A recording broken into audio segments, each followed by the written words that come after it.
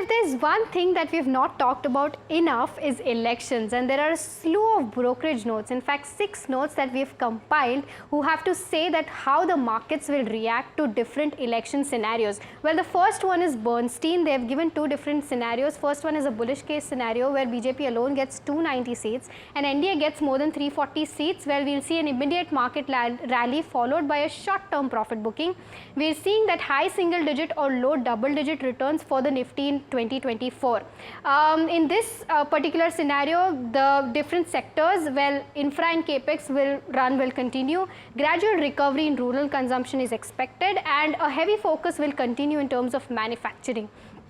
Inflation will stay within a range of 2 to 6%, and fiscal discipline, well, comfortable road towards 4.5% by FY26 is what they're expecting. But there's one more scenario that they've given, which is a base case scenario where BJP gets anywhere between 260 to 290 seats and NDA gets anywhere between 290 to 340 seats, where mild profit booking in the near term is what they're expecting. High single-digit market returns for this year, that is 2024, and private sector capex will pick up. Gradual recovery in rural consumption again on the cards. Manufacturing schemes will likely to continue as they were before, and inflation again will stay within a range of 2 to 6%, and government likely to reduce the fiscal deficit to 4.5% by FY26.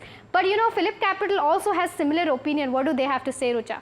Right. So Phillip Capital brings out 2 scenarios to us. Number 1 is the base case scenario, wherein they believe BJP will bag between 290 to 300 seats, while the NDA, the alliance, will bag between 330 to 340 seats. Now, in such a case, the brokerage house assumes there will be positive stance in the market because the policy will continue and the execution will take place as is happening right now. While the next case is the bullish scenario, wherein the BJP alone bags more than 325 seats and the NDA bags more than 360 seats. Now, this is a very strong scenario which the brokerage house is expecting, and they expect a very sharp rise in equities. But I think Nomura again also have come out with their picks on elections, right? Right. So Nomura's report is basically based on how economy for the entire country will pan out to be in different election case scenarios. Well, they're saying that if NDA returns to power, medium-term GDP growth of 7 to 8% is expected.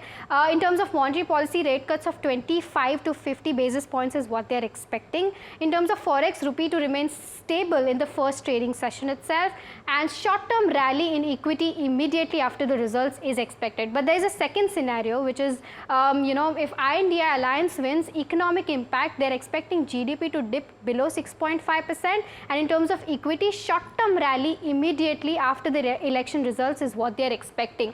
But UBS has come out with a very interesting note based on comparing the 2 manifestos, that is BJP and Congress manifestos. What do they have to say? Right. So this is a different pick by the brokerage house, as rightly mentioned. A BJP manifesto has been compared with the Congress manifesto, wherein within the BJP they expect low inflation, high growth and fiscal prudence, while they also expect India to be the 3rd largest economy in the next 5 years under the BJP. I mean, isn't that great?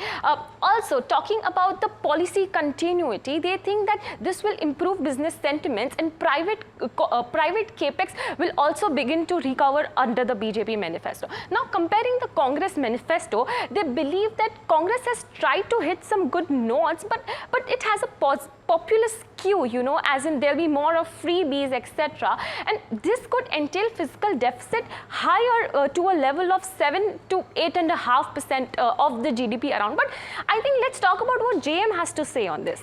Right. So JM also believes that policy continuity will be impact going forward. They expect BJP to comfortably retain their majority. However, the policy will depend on Karnataka outcome, because the tilt towards populist, as the UBS note says, will depend on how Karnataka results pan out to be. But in their bear case, they're expecting the base case to be around 299 seats. Bear case, they're expecting 290 seats, and bull case, they're expecting around 310 seats. But they've also given as to how the sectors will pan out to be. Well, impact on markets, they're saying policy continuity will ensure opportunities in sectors like defense and capital goods. Valuation comfort is available at at present in private banks and consumers, is what they are saying. And one thing that stands out in this report is they expect large caps to outperform the small and mid caps in the post-election cycle, which has not been the case so far in the past 1 year.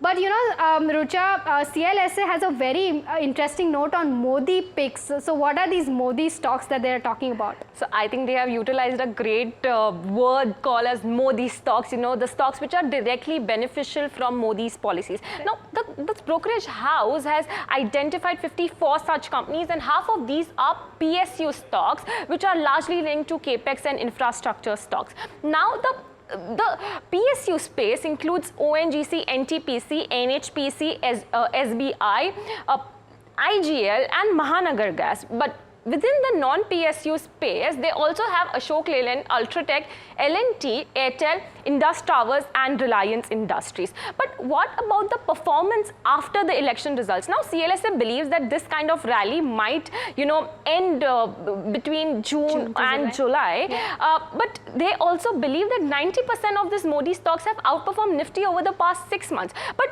after the election rally ends, they have a strong bullish view on financials, which is the banking segment of the market. Right. So I think these are the views that brokerages are making out of the election rally and election results, but we'll have to wait till 4th of June to see what happens exactly to the markets.